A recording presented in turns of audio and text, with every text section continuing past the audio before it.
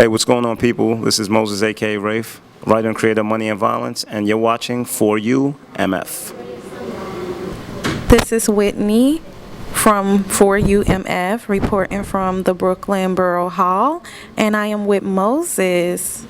Very nice to meet you. Nice to meet you as well. Hello, everyone. I would like to know a little bit about what made you come to this event.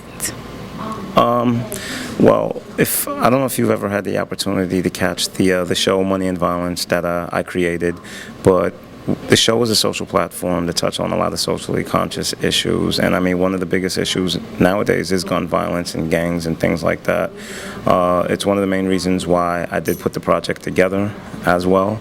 So, I do a lot of community outreach, and every opportunity that I have to, help the kids or to do something to incite change, I definitely take advantage of that. That's awesome, and also I learned a little bit about you. We spoke a little bit about it. Most of the people that you cast, they weren't actors. No. So it's amazing to me how you have such an empowering show. Can you tell me a little bit of how you cast them and, what made you? Well, the process was pretty simple, in all honesty. Once I had the character in my head, the cast were basically friends and friends of friends. So once I had the character in my head, I had a basic picture as far as what they look like physically, and then I would pair that character with whoever I knew held some of the characteristics or who I thought could pull it off.